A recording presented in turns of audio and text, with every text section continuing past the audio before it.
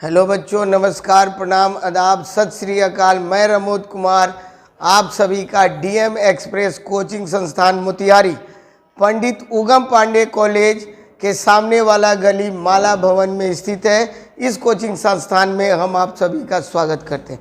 आपके सामने मैं एक छोटा सा टॉपिक चैप्टर लेके आया हूँ। छोटा सा टॉपिक है सेल का। ये DNA fingerprinting structure of DNA की संरचना।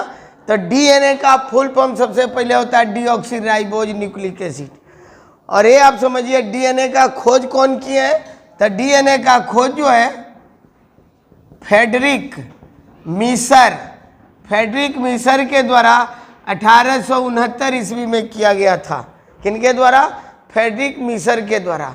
और डीएनए के डबल हेलिक्स का मतलब देखो इस तरह से दोहरित कुंडलित संरचना का खोज वाटसन और क्रिक के द्वारा 1953 ईस्वी में किया गया। इसके लिए उन्हें 1962 ईस्वी में नोबेल पुरस्कार प्रदान किया गया। अब आइए देखिए, लेकिन एक चीज़ याद रखिएगा, डीएनए और आरएनए दोनों का खोज फ्रेडरिक मीसर के द्वारा यह किया गया है। ठीक है, अब देखिए डीएनए में ये जो दोहरी कुंडलित रचना है, इसमें एक टर्न की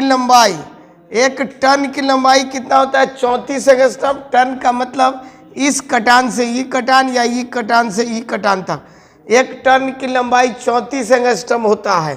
ठीक है, या 3.4 नैनोमीटर। क्लियर?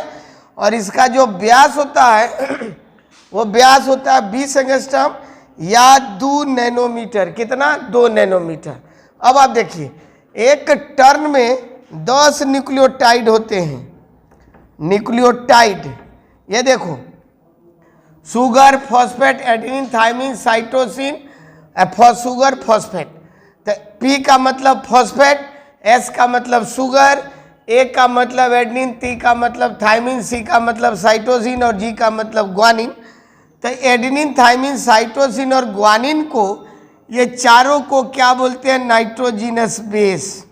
क्या बोलेंगे? चारों को नाइट्रोजिनस बेस कहते हैं। ठीक है, एडेनिन जब ही से जुटेगा तो थाइमिन से डबल हाइड्रोजन बॉन्ड देखो, या थाइमिन जुटेगा एडेनिन से, और साइटोसिन जुटेगा ग्वानिन से, या ग्वानिन जुटेगा साइटोसिन से।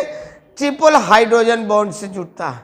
ठीक है, अब देखो फॉस्फेट, शुगर ये दोनों सिंगल बॉन्ड से, और नाइट्रोजिनस बेस डबल बॉन्ड से जुटा रहता है। तो फॉस्फेट, शुगर इस यहाँ से यहाँ तक को क्या बोलते हैं? न्यूक्लियोटाइड। मैं यहाँ चारे बनाया हूँ। एक टर्न में 10 न्यूक्लियोटाइड होते हैं। तो डीएनए की इकाई क्या हो गया? न्यूक्लियोटाइड है। डीएनए की क्या इकाई हो गया? यूनिट ऑफ डीएनए न्यूक्लियोटाइड कहते हैं। एक टर्न में 10 न्यूक्लियोटाइड होते हैं तो डीएनए की इकाई क्या हो गया? न्यूक्लियोटाइड होता है। ठीक है, अब देखो ये होता इसके अंदर में, स्पेस कम होने के कारण हमने बाहर बना दिया। अगर इसको उठा के यहाँ रखें तो शुगर और फॉस्फेट यहाँ आएगा, और यह शुगर और फॉस्फेट यहाँ आएगा। तो डीएनए की इकाई क्या हो गया? डीएनए का धागा यानी उसका स्टैंड जो है शुगर और फॉस्फेट से बना होता है। और शुगर के साथ दोनों ओर, यहाँ देखो शुगर है, यहाँ शुगर है, यहाँ शुगर, यहाँ शुगर। तो शुगर के साथ दोनों ओर नाइट्रोजिनस बेस जुड़ा हुआ होता है। नाइट्रोजिनस बेस का मतलब एडेनिन, थाइमिन, साइटोसिन और ग्वानिन।